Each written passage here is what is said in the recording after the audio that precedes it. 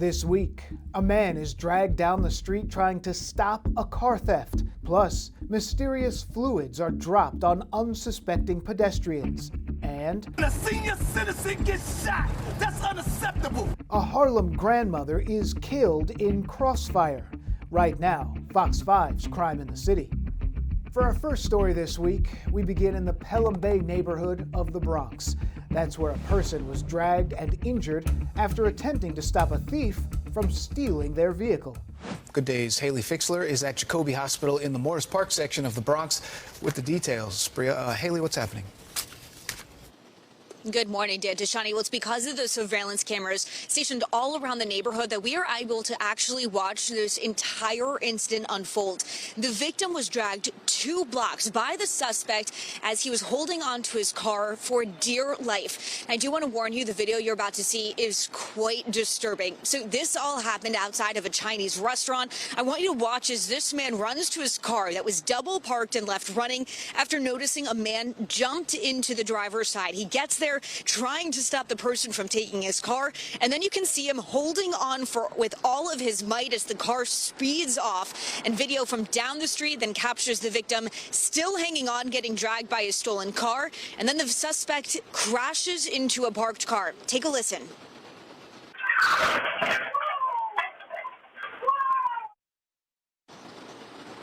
Now, that was the moment of impact, forcing the victim to fall into the middle of the street. And you can see pieces of the car still left on the ground.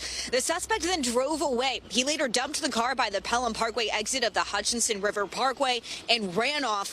People who live and work nearby, they heard the noise from the crash and then they came out to help. This is what they tell us. I heard the noise. I told him the car was speeding like crazy. And then the noise was a big noise, violent. He hit the poor guy very hard. His leg was just dangling. It was horrible to see. Did you see him hanging onto the side of the driver's side, though? No. I came up about maybe 3 to 5 minutes later, and that's when everybody was like, "No, they went down the block," and everybody was just, it was just horrible to see, to look at.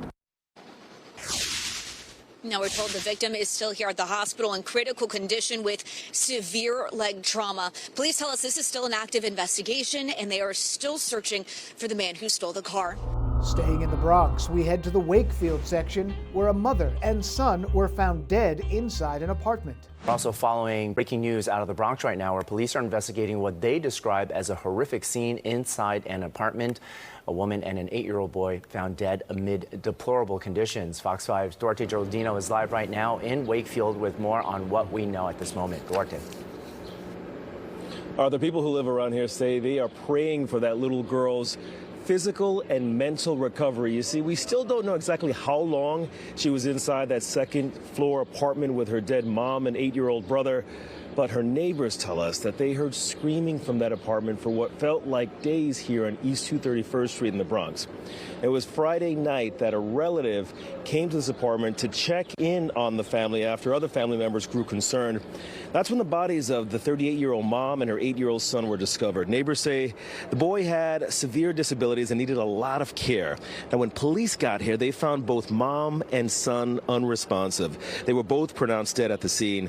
But that 4-year-old girl, she was rushed to Montefiore Medical Center and is now remarkably in stable condition. Police have not released their names, but folks in the building say they wish they could have done more to help. She's a very nice lady, always polite, always saying hi to everyone, but you could just always see like there was, something bothering her, something wrong with her. This is very, very shocking. This is like the first time this ever happened out here, and I've been living over here for like 20 years now. Sources tell us that the mom had past run-ins with the law. Neighbors also say she sometimes acted erratically. Now, we've also learned that the Administration for Children's Services has an open case with this family. Once again, a 4-year-old girl was found alive inside of a second-floor apartment here in the Bronx where both her dead mom and 8-year-old brother were found inside the apartment. We now head to Harlem, where a grandmother was shot and killed when she was caught in the middle of gunfire between 2 groups. Police say she was not the intended target. Fox 6's Kendall Green has more from tonight's vigil held in her honor. A senior citizen innocent get shot. That's unacceptable. Just one day following a deadly shooting in Harlem, evidence markers lied scattered across Malcolm X Boulevard. Just feet from where candles flickered in honor of the shooting victim, 61-year-old grandmother, Xenia Mehta, caught in the middle of gunfire. What you done was shot your own self in the foot, because they're coming for you too. Don't think that you're gonna hide. Don't think that nobody's going to talk, because the woman that you took out is precious to the Savior. Among the several bullets fired around 10:20 Tuesday night, one of the strays hit Mehta in the head, though police confirmed she wasn't the intended target. Yet, she ended up the sole casualty of the shootout, pronounced dead at the hospital, leaving her sister and loved ones mourning in disbelief. She's a pillar not only in this community, she's a pillar of our family. And we said last night, we don't know what we're going to do, but what we know we're going to do is we're going to fight.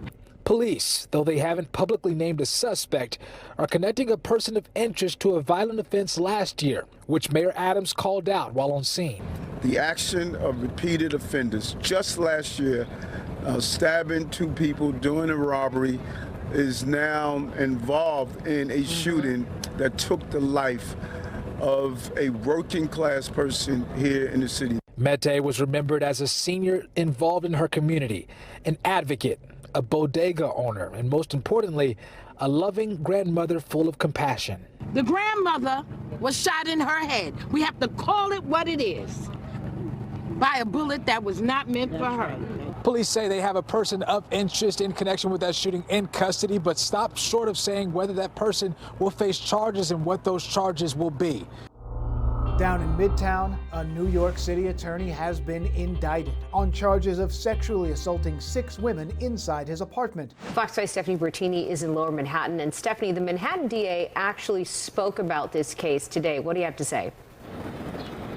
Yeah, the district attorney, Alvin Bragg, calling the victims brave for coming forward. Ryan Hempel was remanded, which means he will remain in custody. He's facing a string of charges arraigned on a 116-count indictment. It's alleged he committed sex crimes against at least 6 victims over a 5-month period. He's facing charges including predatory sexual assault. District Attorney Alvin Bragg says the victims were physically and sexually assaulted. Some victims were allegedly promised money in exchange for sex. The DA says the victims were told nobody would believe them for coming forward in court.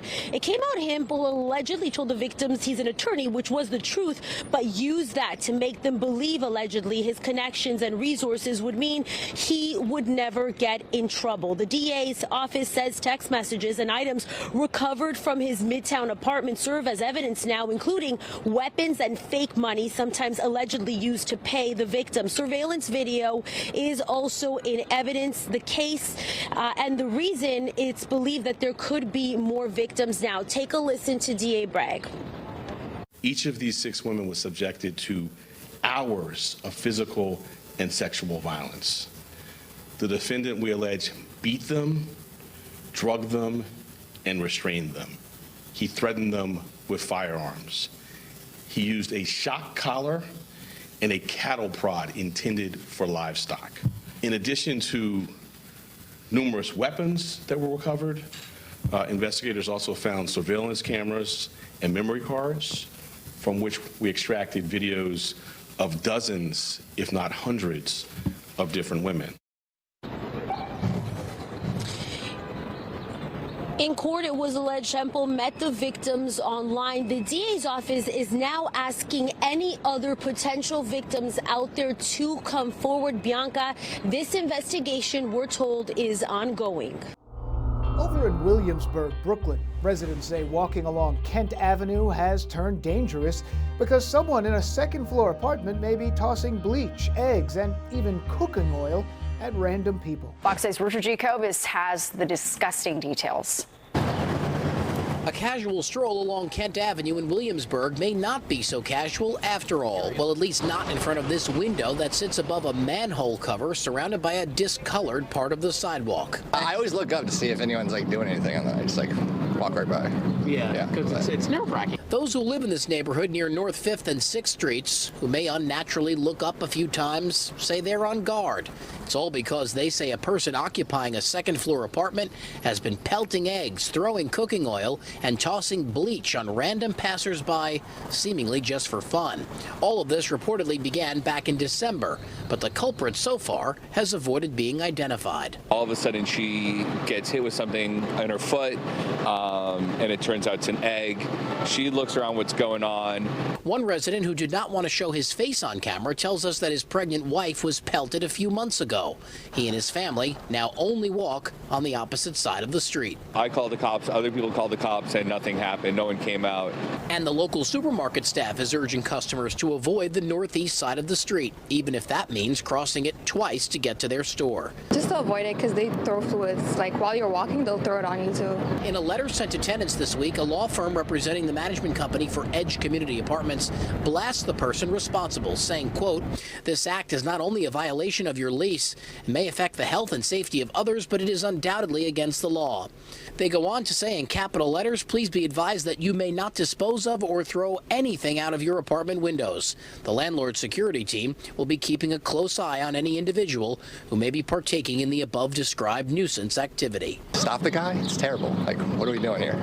Building management says it's aware of this situation but cannot comment on active NYPD investigations. Meanwhile, the NYPD says it received a harassment report just a couple of weeks ago from a person claiming they were hit with an unknown substance from an unknown apartment window. The person was not hurt, but the mystery behind who's carrying out this dangerous act is still not solved.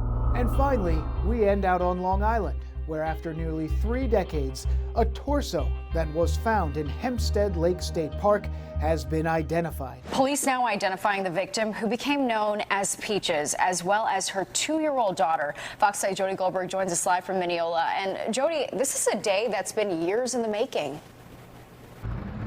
It has been. We know their names. We don't know who's responsible. And tonight, the Nassau County Police Department is offering a $25,000 reward for information leading to an arrest. They've identified the mom as Tanya Denise Jackson, her daughter Tatiana Marie Dykes. Take a look at these photos on your screen. This is the first time we're seeing these victims. Jackson's torso was found back in 1997, stuffed in a container at Hempstead Lake State Park. Her daughter Tatiana, born in Texas, she was discovered along Ocean Parkway near Gilgo Beach back in 2011.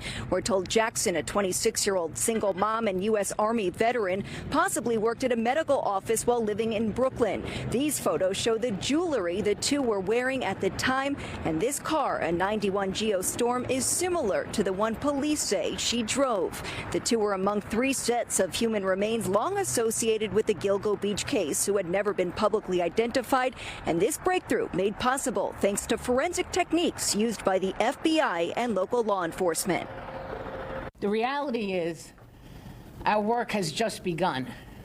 Knowing the identities of the mom and the little baby is just a first step to help us get to solving these murders. Did you serve with her in the military? Were you a neighbor or a coworker during her time here in Brooklyn?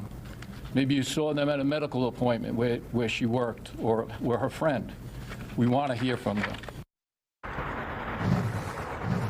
And now we reached out to the Suffolk County District Attorney's Office. They tell me they're not commenting until an unrelated hearing on Rex Heuermann, that's the Gilgo suspected serial killer, wraps up. That's this week's Crime in the City. Subscribe for more at youtube.com/Fox5NY.